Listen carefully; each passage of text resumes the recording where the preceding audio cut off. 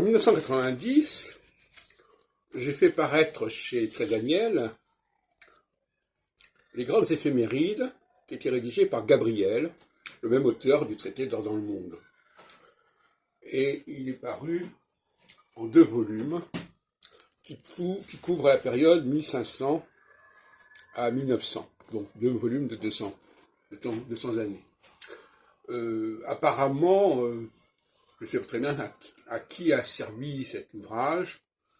Moi-même, je m'en suis servi pour la rédaction de l'astrologie selon Saturne, mais je dois reconnaître que, avec les mauvaises habitudes qui règnent dans le milieu astrologique, je n'ai pas exploité de manière intensive cet ensemble.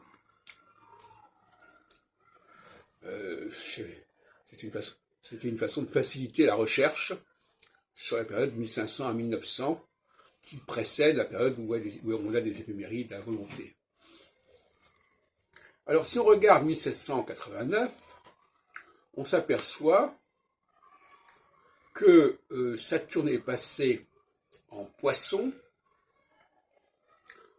dans le cours de l'année 1788, sur l'axe Poisson-Vierge. Ce qui montre bien, comme je l'ai déjà dit plusieurs fois, que dès 1994, quand même seulement 4 ans après l'apparition de grandes éphémérides, dès 1994,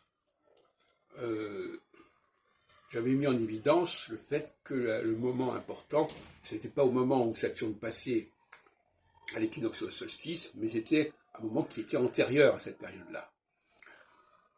Donc effectivement, de plus en plus, je suis convaincu de toute l'importance de ce passage de Saturne sur cet axe, qui n'est pas, effectivement, je répète une fois de plus, l'axe classique des astronomes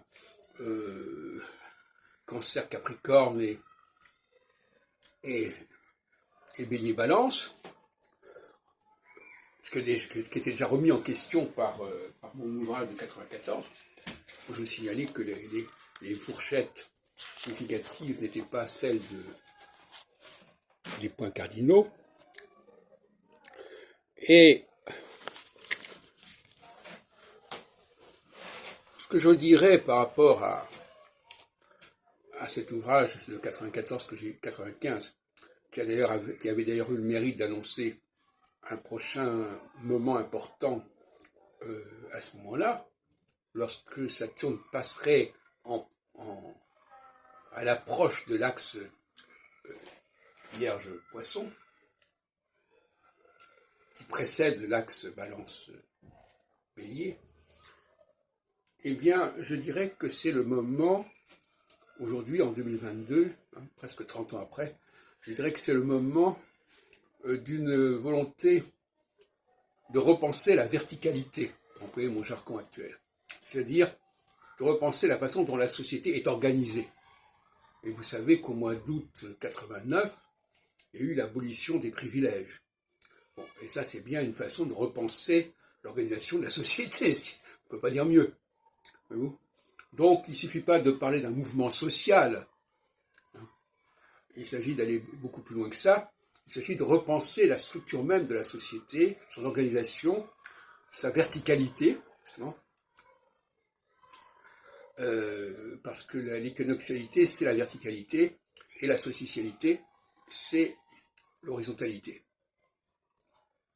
Mais il est évident que le travail, maintenant que j'ai fourni le schéma fondamental, il me paraît essentiel que des chercheurs prennent cet outil de travail de 1500 à 1900 et qu'ils appliquent mon modèle qui va de 7 ans en 7 ans, puisqu'il y a des périodes intermédiaires, forcément. On passe d'une période équinoxiale à une période solsticiale. Et donc, les outils sont là, et ça fait quand même 400 ans de couvert sur le plan astronomique, et ça, donc, ça permettrait de valider de manière systématique la théorie que j'ai développée des axes Gémeaux-Sagittaire et Vierge-Poisson, en rappelant que nous nous rapprochons actuellement, d'ici quelques mois, d'un nouvel axe Vierge-Poisson qui devrait avoir les mêmes effets qu'en 1789, si on peut dire, c'est-à-dire une volonté de repenser l'organisation de la société, l'organisation politique, par une nouvelle constitution, etc. Et je disais hier dans un article que Khrouchtchev avait été démis en 1964, il avait dû quitter le pouvoir, et qu'en 2023, dans les mêmes configurations, ça pourrait être aussi le cas de Vladimir Poutine.